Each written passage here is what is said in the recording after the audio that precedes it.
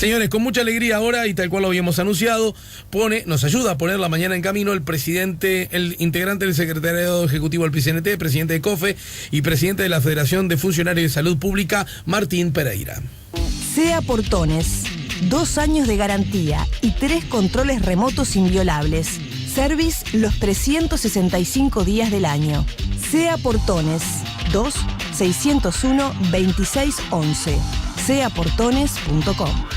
Hola Martín, buen día, bienvenido. Buen día, ¿cómo estás, Alejandro? Muy bien, gracias por aceptar la invitación. Bueno, a ver, para decirlo todo, ¿no? Hablar con un dirigente sindical que representa a los trabajadores de la salud pública es hablar con alguien que siempre, desde distintas perspectivas, tiene algo para decir, para plantear, para exigir, reclamar, para reconocer también, supongo, ¿no? Que debe haber esos escenarios, ¿no? Exactamente. Algún gol a favor alguna vez se debe hacer, ¿no? Me imagino, ¿no? No, ACE tiene muchas cosas buenas que nosotros las reconocemos, y cada vez que se abre un corralito, la Federación hace campaña para que los usuarios del sistema de salud estén en ACE, y también, cumpliendo nuestro rol desde el sindicato, denunciamos las cosas que nos parecen que están mal, pero cuando tenemos que felicitar, como recientemente en el Hospital Maciel se inauguró lo que tiene que ver con el área respiratoria, con tecnología de punta, hospitales nuevos que se inauguran, siempre vamos a estar diciéndolo, y no tenemos ningún problema en apoyar lo que está bien. Lo que está mal lo vamos a denunciar, y lo que está mal, lo que está bien lo vamos a saludar, como bien decías vos. Tengo una duda, ¿tú Pereira es con Y o Y latina? Y latina. Está, porque lo he visto alguna vez con Y, ¿no? Sí, es una larga historia. Originalmente mi apellido era con Y, me anotaron mal y en todo el papeleo que había que hacer y demás. Viene por ahí la quedó cosa. Con Y latina nomás. Está, pero quedó con el Pereira común y corriente, digamos. Ahí va, bien, exactamente. Perfecto. Siempre tengo la duda, incluso al escribirlo. Yo ahora lo escribí bien, pero siempre que lo escribo tengo esa duda de todos modos. Bueno, a ver, a propósito, los trabajadores ¿cuántos son los trabajadores de salud pública? Porque estamos hablando que la Federación nuclea a los trabajadores no médicos, ¿no es cierto? Nucleamos a los trabajadores no médicos, tenemos algún médico que es afiliado también a la Federación, más que nada en el interior del país, y estamos hablando de alrededor, entre médicos y no médicos, cerca de 30.000 funcionarios que estamos trabajando en ACE. Bien, 30.000. Y de esos 30.000, ¿cuántos atienden en ACE y cuántos en el sistema privado de salud? Ahí hay que ver, porque el trabajador tiene doble trabajo. Hay casi un 50% de ese personal que trabaja en ambos lados, y al trabajar en la mutualista también tenés afiliación a la mutualista. Pero que es un derecho del trabajador. Es un derecho del trabajador, algunos los afilian automáticamente, otros le dan la elección, no tiene un costo extra para el trabajador, pero hay sí bastantes trabajadores que se atienden en ACE. Nosotros del sindicato exhortamos a que la atención sea en ACE, porque, como bien decía vos, nosotros defendemos y trabajamos para un ACE mejor, pero tiene que ser con el ejemplo que nosotros nos atendamos en ACE. Ajá, ¿y tu caso cuál es? Me atiendo en ACE. Ajá. Y recorres o porque vos sos medio amigote de todos, te consiguen la hora antes, te consiguen la... No, yo cuando es mi atención particular, saco hora como cualquier vecino. Sí, muchas veces tengo solicitud de compañeros o familiares que tienen personas internadas, que le podamos dar una mano para ver cómo están las cosas, pero en mi caso particular saco hora como cualquier vecino. Y entonces vos podés ahí advertir qué cosas andan bien y qué cosas andan mal, también desde una perspectiva personal, ¿me decís? Sí, al ser usuario de ACE y estar dentro del sistema, también lo vimos de ser funcionario y de estar del lado de usuario, y muchas veces vemos, y cuando estamos esperando conversamos con los usuarios, y nos plantean cosas que ven en la diaria que capaz que en lo más macro se nos pierden, y que son detalles que se pueden arreglar fácilmente y mejoran la calidad de atención al usuario de ACE. Ya vamos a hablar de lo que ocurrió en el INOT, por supuesto, pero en todo caso no quiero desaprovechar esta oportunidad para hablar de temas más generales. Imagino, hasta por definición de la central de trabajadores que vos integrás, que estás, por decirlo a grosso modo, a favor del Sistema Nacional Integrado de Salud, ¿no es cierto? Sí, es un avance que hubo en el Uruguay el sistema, los trabajadores lo defendimos y lo impulsamos. Lo que sí estamos diciendo que ha estado estancado este último periodo y que hay que seguir avanzando. Desde el PCNT hemos hecho un trabajo, todos los sindicatos de la salud, los usuarios, UNASPU, trabajando con propuestas que se le entregaron al ministro para que el sistema siga avanzando. Hay un asunto del Sistema Nacional Integrado de Salud, más allá de que con todo derecho a personas le puede parecer bien y a otras también con todo derecho le puede parecer mal, y otras que en algunas cosas bien y en otras mal. Hay un asunto que desde mi perspectiva, entre otros, no termina de quedar del todo claro, y es un paradigma que era hijo casi del sentido común. ¿Desde qué lugar lo digo? Ahora, gracias al Sistema Nacional Integrado de Salud, esto es indudable, esto está fuera de discusión. Muchas personas que antes, por distintas razones, no accedían al sistema privado, ahora sí lo hacen. Hasta ahí estamos de acuerdo, ¿no? Estamos de acuerdo. Esto está fuera de discusión. Con lo que uno podía suponer que muchas de esas personas, al optar por el sistema privado de salud, dejaba de atenderse en el sistema público de salud. En ese contexto, uno podía creer que entonces la salud pública, a grosso modo, para ser más específico, se iba a sentir un tanto aliviada en el número de compatriotas usuarios, y por lo tanto iba a tener posibilidades de ejercer la prestación de salud con, obviamente, mayor eficiencia, rapidez, eficacia, etcétera. ¿Eso está ocurriendo? ¿Se entiende lo que digo? Sí, se entiende lo que decís, es un planteo que se hace recurrentemente, más que nada por los usuarios que nos plantean en esos números, pero hay que ver desde el punto de partida de que venía salud pública anteriormente. Nosotros, en la década de 2000, 2002, cuando la crisis y demás, no había a veces los insumos básicos para poder trabajar, y se ha venido mejorando en ese sentido, y se ha revertido la tendencia que había, que en cada febrero perdía usuarios FONASA, y ahora en los últimos años cada febrero crece en usuarios FONASA, estamos cerca de 500.000 usuarios FONASA, y no de los que quedan hay algún residuo mínimo de los que fueron por defecto puestos en ACE, sino gente que opta por atenderse en ACE. Hay 500.000 de compatriotas que optan por ACE pudiendo optar por otro prestador. Sí. Y tenemos el problema que muchos optan por el sector privado, por la hotelería, que es lo que tiene mejor, porque la mano de obra es el mismo compañero que te atiende en el privado que te atiende en ACE. Se da cuenta que después que no puede acceder al servicio, porque hoy ir a atenderte a una mutualista tenés que tener entre 1.000 y 1.500 pesos mínimo para recibir órdenes, atención. Órdenes, tickets, medicación.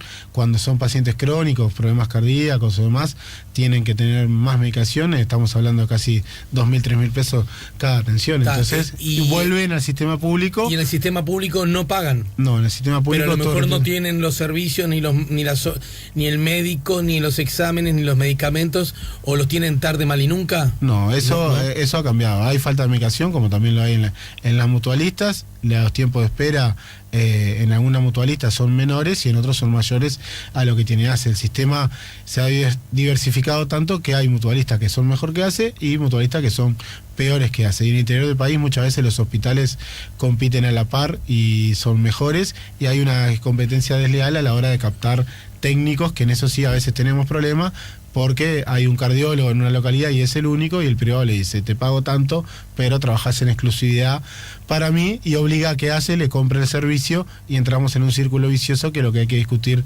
del sistema, de cómo se gasta la plata dentro del sistema. Vos sos además presidente de COFE, la Confederación de Obreros y Funcionarios. Confederación de Organizaciones de Funcionarios del Estado. Ahí está. Acá, frente a la radio, justo, ¿no?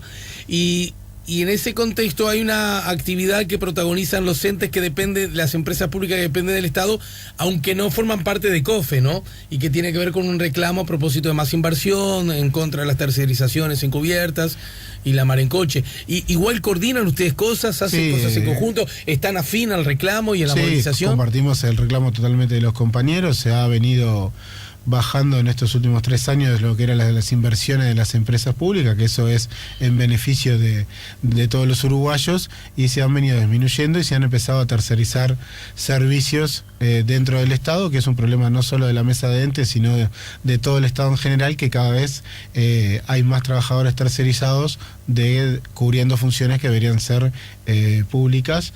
¿Y salud pública, por ejemplo, ocurre? Sí, en salud pública ocurre. ¿En qué rubros? ¿Limpieza, por ejemplo? Sí, han empezado a incursionar también en áreas administrativas, áreas en algunos casos asistenciales, también se ha contratado algún servicio tercerizado y eso va en detrimento del servicio y detrimento del trabajador, porque el trabajador cobra un salario menor de lo que está cobrando el empresario y hay una pérdida monetaria de ACE que nosotros ya lo hemos comprobado con nuestro economista, proyectos y demás. Y eso los representantes del Estado, es decir, los gobernantes lo hacen porque ahorran dinero de ese modo. Hay creo que un miedo a esa campaña que se ha hecho pública de que como que el Estado no funciona, que el Estado está gordo, que tiene demasiados funcionarios. Escuchábamos en un programa de televisión que había que eliminar 100.000 funcionarios inmediatamente y habría que analizar. El número sí no lo escuché, ¿quién lo dijo y dónde? En todas las voces, Conrado Hughes, que siempre... Connie Hughes, bueno. Connie siempre tiene un recuerdo para los trabajadores públicos.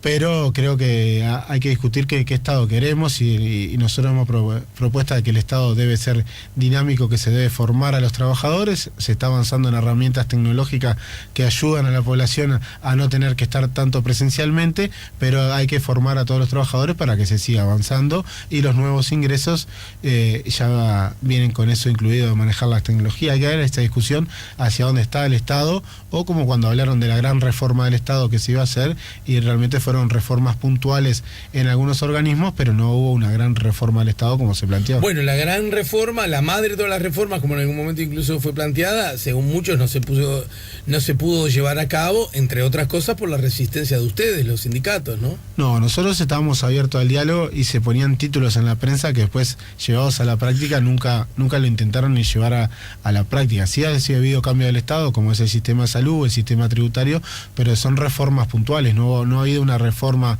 del Estado como la madre de la reforma como se plantearon. Se han ido avanzando en lo que es los documentos tecnológicos, los documentos digitales, todo en ese avance que nosotros compartimos que hay que acompañar el mundo digital que se viene, porque sería muy estúpido nosotros decir trancar el avance digital, las aplicaciones y demás que hay dentro del Estado para mejorar la eficiencia, pero también eso hay que conversarlo con los trabajadores y ver hacia dónde vamos, porque nosotros nunca estuvimos opuestos a cambiar, porque el Estado nuestro tiene siglos y que no había cambios. Tenemos una constitución muy vieja, tenemos decretos que se deben cambiar.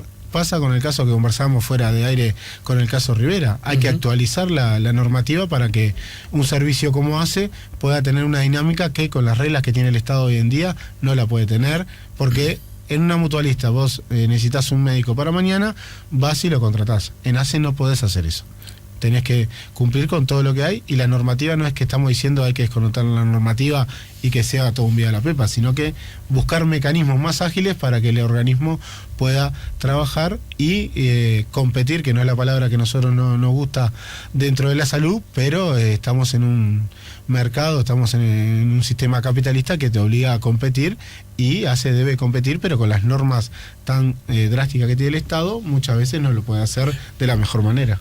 ¿Tienen los trabajadores a través de la Federación de Funcionarios de Salud Pública una posición tomada acerca del ex director Toriani del Hospital de Rivera? ¿Qué han dicho ustedes al respecto de esta decisión que tomó ACE de, rescindirle, sacarlo de la actividad? Son potestades del directorio de ACE sacar y poner los directores. Nosotros no los elegimos, ni los ponemos, ni los sacamos. El Hospital de Rivera tuvo una mejora en lo que es la parte de estructura y de atención al público, pero administrativamente fue mal utilizado. No hay, eso hacía también que hospitales del norte del país también quedaran sin especialistas, porque se iban a trabajar a Rivera por un sueldo mayor, que era lo que se pagaba a través de la cooperativa que se había formado. Y si esas reglas no están para todos, es difícil que se pueda crear un sistema de salud que sea parejo, y más en el norte del país, que la asistencia se dificulta mucho más. Uruguay es un país montevideano, y cuando más lejos de Montevideo estás, desmejora la asistencia y es peor, o tenemos que estar viniendo a Montevideo con traslados que se deberían solucionar en el norte del país. Ahora, entiendo que ustedes no colocan, ni ponen, ni sacan directores, que además como corresponde, ¿no? Ahora, no termino de darme cuenta. Advierten que algunas prestaciones, condiciones, características del Hospital de Rivera cambiaron, y para bien. Sí, para bien, claramente. ¿Esto significa entonces que alejar al director, despedir al director, desafectarlo constituye entonces para los trabajadores una mala noticia? No, nosotros no constituye una mala noticia. Si la gestión que venga va a tener que ver cómo el hospital sigue funcionando. Creemos que los servicios que ya están deben buscarse los mecanismos para acceder a que los funcionarios estén. Se van a tener que adecuar al salario base, porque también había diferencias que eso sí nos traía problemas a nosotros, de que un especialista cobraba X y por la cooperativa cobraba más otro especialista. Entonces se generaban diferencias salariales, que lo que queremos evitar ciertamente. La gestión que venga va a tener que mantener los servicios, viendo en qué posibilidades se puede contratar. El directorio de ACE va a tener que liberar fondos para que se puedan contratar ese personal que estaba, analizando si es todo el personal necesario y viendo hacia dónde avanzamos. Creemos que la población de Rivera, hay una campaña que sí la hace el pueblo de Rivera, más allá de otras que puedan haber a nivel político. La población de Rivera tuvo una mejora en la atención y la está defendiendo, que ese reclamo lo vemos legítimo. Algún otro reclamo que vemos, creo que no deberían ser las personas que lo están haciendo la defensa, porque también son parte y arte de la cooperativa, ¿no? ¿Más coinciden ustedes que hubo, desde la perspectiva administrativa, de la normativa vigente, ciertas irregularidades? Sí, claramente hubo irregularidades y hay una competencia desleal con el resto de los hospitales. O sea, se podría decir que, por un lado, con cierta objetividad, la función del hospital ha mejorado en algunas áreas, por lo menos, ¿no? Sí. Hasta ahí. Sí. Y asimismo se han cometido irregularidades. Sí, completamente. La pregunta es, yo como ciudadano, ¿no?, de la República, ¿no se puede lograr que un hospital ande bien sin cometer irregularidades? Sí, se puede lograr. El problema son los fondos que tenga ACE para manejar, ¿no? Nosotros muchas veces el reclamo, y que a veces parecemos que constantemente estamos diciendo que falta personal, más allá que entre, pero el reclamo que muchas veces sonaba disparatado nuestro, que faltaban casi cerca de 3.000 funcionarios dentro del sistema público de salud, el mismo Ministerio de Salud Pública en las jornadas a 10 años del Sistema Integrado de Salud lo ha reconocido con números arriba de la mesa, que estamos lejos de los estándares que pide la Organización Mundial de la Salud. Hemos mejorado mucho, han entrado mucho personal, hemos regularizado mucho contratos inestables que había dentro de la administración, pero estamos con un faltante de personal muy grande para llegar al ideal, y que es la atención que queremos dar, porque no es lo mismo un enfermero atendiendo 10 personas que atendiendo 20, 25. No va a darle la misma contención, porque no es solo darle la pastilla, tomarle la presión y anotar en la historia. No sé, la atención que es debida debe haber una contención. Muchos de los usuarios que se atienden en ACE no tienen familiares o no son visitados por sus familiares, y la primera línea de contención que tiene es el enfermero, que si tuviera 10 podría contenerlo de una manera, y cuando todos estamos enfermos necesitamos contención. Imagínese una persona sola dentro de un hospital, que muchas veces hay que ayudarlo a comer, ayudarlo a bañarse, todas esas cosas que lo tiene que hacer enfermería, y se ve sobre recargado el personal de enfermería.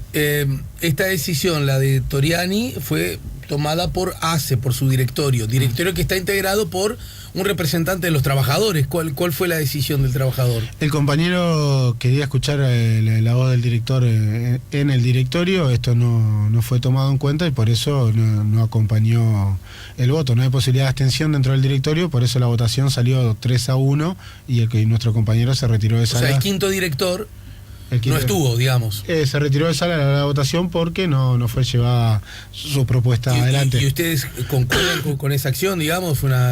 Sí, nosotros concordamos, lo mismo que reclamamos para nuestros afiliados, que puedan plantear cuáles fueron la problemática en la que están siendo investigados, que fuera escuchado ese día, y que se tomara, si la resolución era la final, no íbamos a hacer objeciones, pero como no se escuchó la voz del representante de los trabajadores dentro del directorio, se retiró de sala. ¿Crees vos entonces que fue un error no haberle dado la posibilidad de escuchar a Toriani?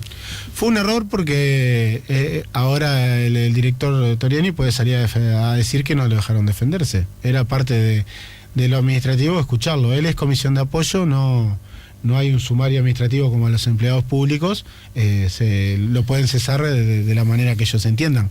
Pero creemos que hubo un error, si tenían la seguridad, y como está comprobado que hubo irregularidades, era escucharlo y después tomar la decisión. Creo que hubo un error ¿Fue 3 político. a 1 3 a 1 en la votación. Solo la presidenta, digamos, no estuvo de acuerdo con cesar al director, ¿no? Solo la presidenta no estuvo de acuerdo y bueno, es la que lo ha salido a defender públicamente. Parte de la diferencia que nosotros hablamos del directorio no se habían hecho públicas hasta esto de Toriani, entre las diferencias que hay entre Susana Muniz y Mauricio Arduz, que es el vicepresidente de ACE, que también muchas veces dificulta la gestión dentro del organismo por las diferencias políticas que tiene. Pero esas diferencias, uno puede suponer que un directorio de 5 personas haya diferencias, ¿no? Entre las personas. Pero cuando son sistemáticas y el Poder Ejecutivo sistemáticamente... Vos decís que son sistemáticas. Vota dividido. En todo caso se evidencian en un caso como este, pero ustedes dicen que la viven de cerca, que es permanente y permanentemente, continuo. Permanentemente y continuo, hay diferencias y eso hace que no se gestione de buena manera cuando tenés 3 miembros del Ejecutivo y 2 están enfrentados, y más cuando es la presidenta con el vicepresidente. Tú me dices entonces que sobre... Lo tiro así para que tú me corrijas. Sobre muchas de las cosas que tiene que resolver ACE, la presidenta opina una cosa y el vicepresidente opina otra. Exactamente. Es así, claro, como vos lo decís. Los dos son del gobierno, ¿no? Sí, hay 3 miembros del gobierno y 2 representantes sociales, el representante de los trabajadores y la representante de los usuarios. Eso no... Lo que ha ocurrido, ¿no le da razón a la oposición que reclama participar allí? Bueno, la oposición tiene los métodos de control que los hemos visto. Nosotros hemos tenido mala experiencia en lo que es la parte del sindicato con el representante que había de la oposición en el periodo anterior, que no afirmaba ni las observaciones de gasto que tienen los salarios dentro de ACE, y muchas veces lo planteamos, él dijo que no iba a votar nada que fuera hacia los trabajadores, y bueno, entonces... a favor de los trabajadores, claro, en esos términos casi. En esos términos planteados, él estaba enojado, nosotros salimos a denunciar que no pasaba eso. No es picardía, me puedo fijar, pero te tengo a vos. ¿Quién era el director? Sosa, Marcelo Sosa, si no me falla la memoria con el nombre, sé que el apellido era Sosa. ¿De dónde? Es Partido Nacional era, y no recuerdo de dónde. ¿De qué sector? ¿De qué sector? No recuerdo. Te propongo ir a una pausa y al regreso vamos a hablar de este acontecimiento que de alguna manera pone, más allá de todas las consideraciones que sobre este hecho puedan hacerse, me refiero al rescate que una banda armada hizo acerca de a una persona que fue a atenderse allí en el Instituto de Traumatología, pone arriba de la mesa otra vez si es pertinente o no la creación de un hospital penitenciario, reclamo más o menos largo de ustedes, ¿no? Sí, es un reclamo de larga data que tenemos los trabajadores de la salud.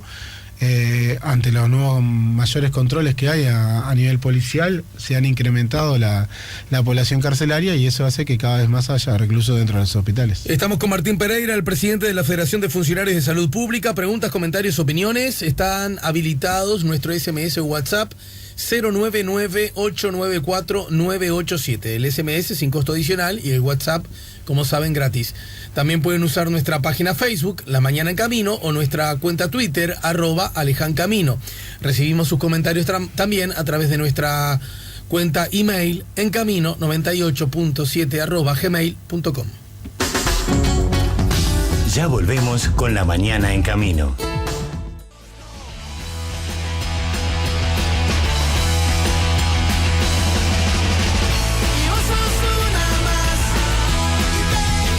Estamos poniendo La Mañana en Camino, casi como si yo fuera un ciudadano húngaro que visita Montevideo por primera vez. Haceme el cuentito, ¿qué fue lo que pasó el otro día en el Instituto de Traumatología? Bueno, el Instituto de Traumatología llega un paciente privado de libertad, un recluso, a atenderse por dolencia en 2 dedos, en lo cual los efectivos policiales se alejan del recluso, queda el recluso cerca de la puerta de acceso, en lo cual entran 3 individuos a rescatarlo con armas de fuego, y uno de los individuos realiza 16 disparos. ¿Dónde estaban los policías? Porque, bueno, ahora que todo pasa por una cámara, ¿no? Uh-huh. El hombre ingresa solo, o sea, lo que se ve es la puerta y el otro lado la calle. Exactamente. Los policías ingresan primero que el recluso. Lo que dice el protocolo es que un policía tiene que hacer el papeleo. Mirá, traigo a tal. Exactamente, admisión, traigo a fulano tal, con tal diagnóstico.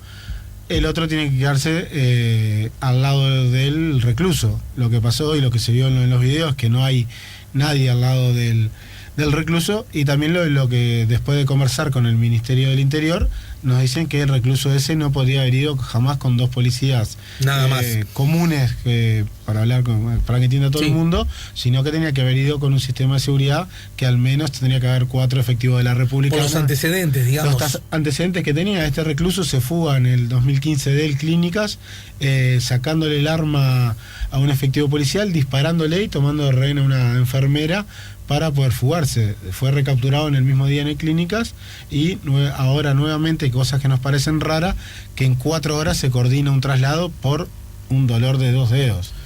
Cuando muchas veces hay reclusos con afectaciones peores que demoran hasta 24 o 72 horas la coordinación de traslado. Hubo muchas cosas raras. Un domingo además, ¿no? Un domingo además, para que un traslado salga por una dolencia en 2 dedos por estar haciendo ejercicio. Hay cosas que no nos cierran. No podemos asegurar que fue una entrega esto que pasó, pero la justicia está investigando en ese camino y el propio ministro lo ha dicho públicamente, que están todas las investigaciones porque se rompieron todos los protocolos del Ministerio del Interior. Hay una cadena demasiado larga de irregularidades, ¿no es cierto? Exactamente. Que además, bueno, no se necesita ser un experto en nada para un simple sentido común advierte que hay cosas que pasaron y que no debieron haber pasado, ¿no? Exactamente, nosotros lo planteamos, se nos plantea el Ministerio del Interior que esto no puede ser tomado como ejemplo porque hubieron desconocimientos totales sobre el protocolo interno del Ministerio del Interior y el protocolo que tiene que ver con ACE de avisar al director del hospital que se va a llevar un preso, qué es lo que tiene, para tener a los médicos que tienen que atenderlo dispuestos rápidamente para que el preso entre y salga de los hospitales, que es lo que nosotros planteamos. Nosotros no nos negamos a atender a ningún uruguayo, sea recluso o no, pero tenemos que tener las garantías para atenderlo. Si es un problema del Ministerio del Interior, lo que pasó el otro día, que claramente se desconocieron todos los protocolos existentes que pueda haber, y por un traslado de 2 dedos, con una dolencia en 2 dedos. ¿Pero qué? ¿Se había quebrado? ¿Se había agarrado la...? No, el pase fue porque tenía 15 en 2 dedos. ¿Cuándo? Bueno, pero acá hay otro asunto. Yo, en el programa de Canal 12, Esta Boca es Mía, le hice la pregunta al presidente del sindicato médico.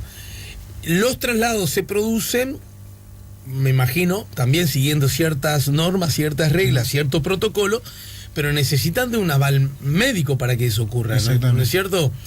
La pregunta es, vos decís, con todo sentido, con todo derecho, el mismo sentido de derecho que tengo yo, que coincido contigo, decir, che, por 2 dedos, un domingo, no es como demasiado, de un momento al otro prácticamente. Bueno, pero ahí entonces participó de algún modo u otro un médico que dio un aval. Claramente participó un médico que pidió el traslado para atender lo que tenía el recluso. Es parte de la investigación que se está realizando. Porque razonando siempre, por supuesto, sin condenar a nadie ni a nada de antemano, estamos en un país de derecho, pero también en un país de derecho uno tiene derecho a formarse opiniones. Exactamente.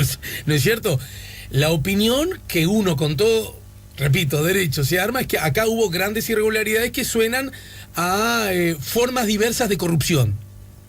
Yo no digo que a cambio de esto, formas diversas, ¿no? El amplio espectro de la corrupción. Lucen. Pero entonces implicaría también un personal médico. Podría ser parte de la cadena de errores que hubo en el traslado de este recluso. Esto ha permitido a ustedes elevar, digámoslo también con todas las letras, un viejo histórico reclamo, ¿no?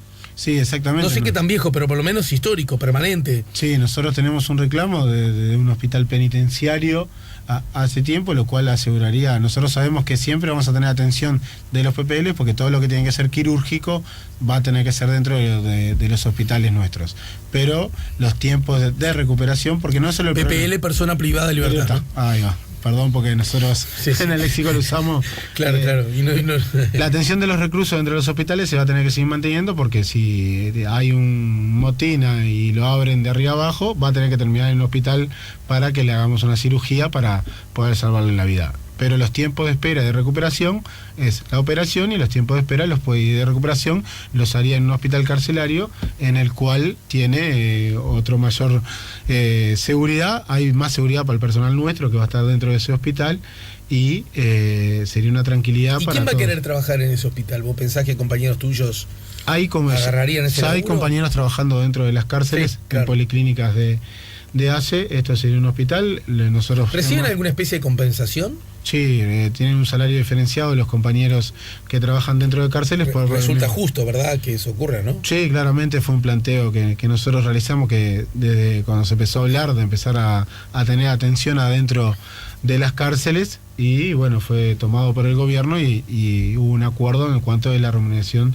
de los compañeros que trabajan dentro de los recintos carcelarios, que tiene una remuneración diferente al que trabaja un compañero en un hospital abierto, por las características del laburo que hay que hacer y estar en las condiciones que muchas veces, ante la falta de seguridad que hay, como vemos, motines y demás, la primera línea de atención son los compañeros nuestros que están ahí adentro, y es un trabajo difícil. No es que por la remuneración que hay se llenen todos los llamados, muchas veces hay que repetir los llamados, porque es un laburo que puede ser atractivo en lo económico, pero sí, después tienes que bancar la cabeza ahí adentro. El hospital, en realidad, es más de una oportunidad, ya no por parte de ustedes, sino por parte de algunos gobernantes, se había anunciado, ¿no es cierto? Sí, en este gobierno ya se había empezado su construcción, después que hubo varios motines y se rompieron distintos módulos. Está atrasada su construcción porque nos informaba el ministro que están el módulo 1 y 2, lo están terminando de arreglar en Concar, y después empezarían primero que nada, ampliar una policlínica para tener algunas camas ya para tener internación dentro del Concar.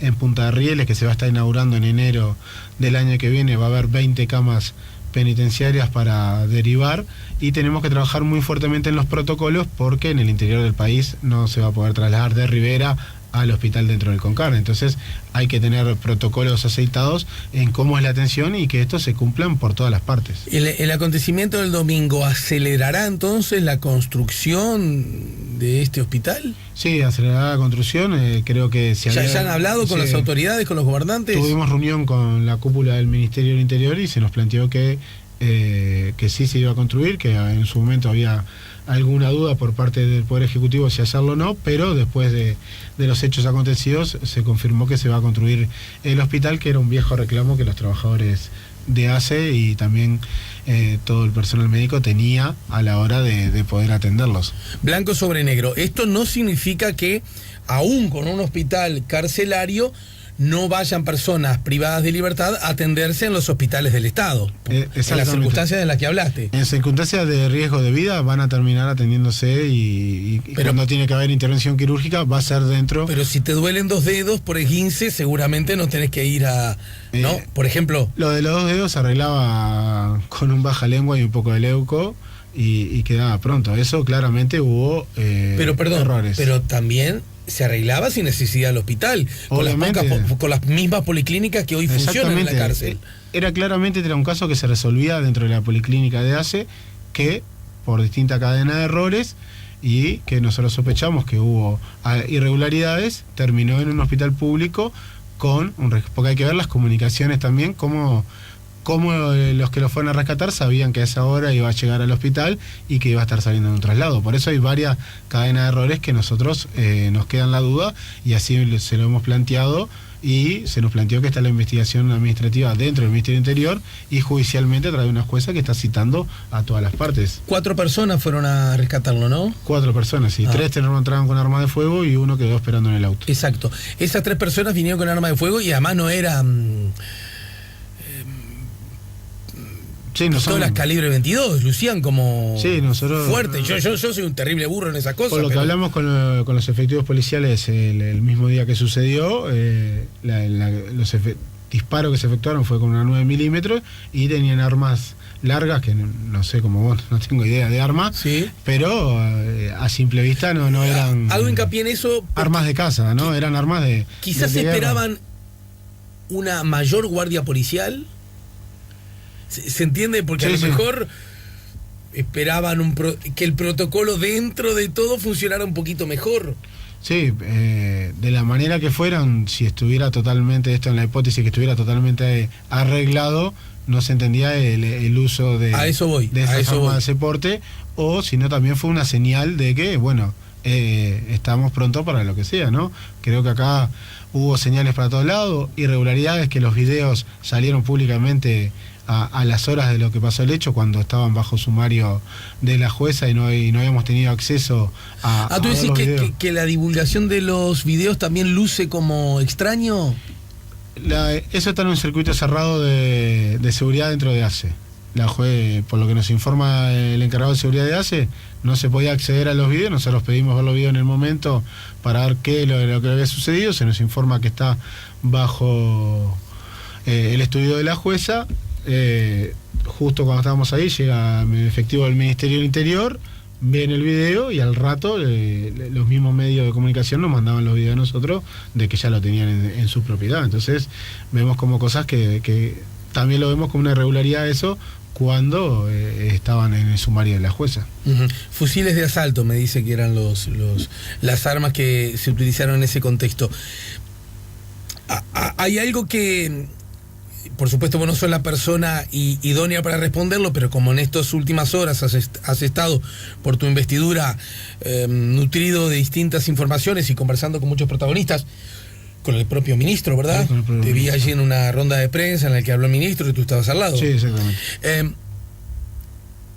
Cuando se producen este tipo de rescates, no de la huida por sí ante sí del recluso, ¿no? De rescate, muchas veces ha estado vinculada a personas de fuertísimo poderío económico, muchas veces vinculadas al narcotráfico, ¿verdad? Entonces uno puede suponer que tiene mucho dinero para repartir.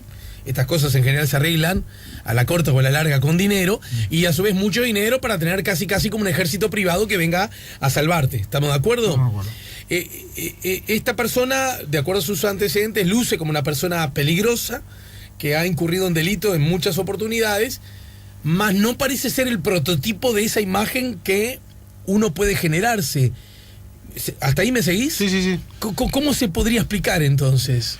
Bueno, en ese si hay sentido, una potencial explicación. Sí, lo primero que todos pensamos cuando nos estábamos trasladando hacia el INOT era que había sido un narco que habían mandado, pero después vimos que tiene un prontuario con varios homicidios, rapiña, violencia y demás, pero no sería el perfil de que todos nos imaginamos, que tantas series se han dado sí. En la televisión ahora, de que es el narco con mucha guita que pagó a todo el mundo. No tiene esa imagen, sí, de un recluso de gran peligrosidad, como lo planteó el ministro, pero no tiene esa imagen que vos decís de ser el clásico que lo ves con la valija llena de plata pagando soborno. Sí.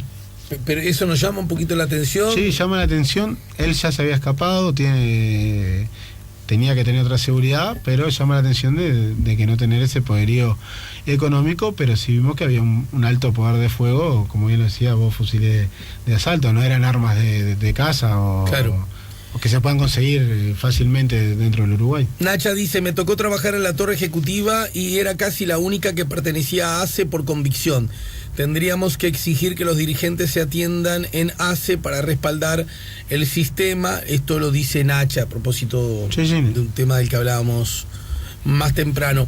¿Cuáles son las acciones desde la perspectiva sindical que han o están tomando los trabajadores en este contexto? En este contexto, los trabajadores del INOT por 30 días no van a atender reclusos. Es una definición tanto de los trabajadores no médicos como los médicos. Fue una decisión en conjunto. ¿Esto no implica potenciales injusticias? Porque, a ver, las personas privadas de libertad que se atienden, la inmensísima mayoría no atentan contra los enfermeros, los médicos. Además, creo que tú ayer mismo decías que muchas veces hasta tienen un comportamiento más respetuoso, más amable, más cordial que los ciudadanos no privados de libertad. Acá no hay que generalizar que todos los presos que se atienden en ACE son problemáticos. Hay presos que tienen un trato excelente con el personal de la salud, lo mismo igual que sus familias cuando van a visitarlos tienen un excelente trato, y tenemos algunos que son problemáticos, tanto el recluso como su familia, pero no es generalizar ni decir no hay que atenderlo.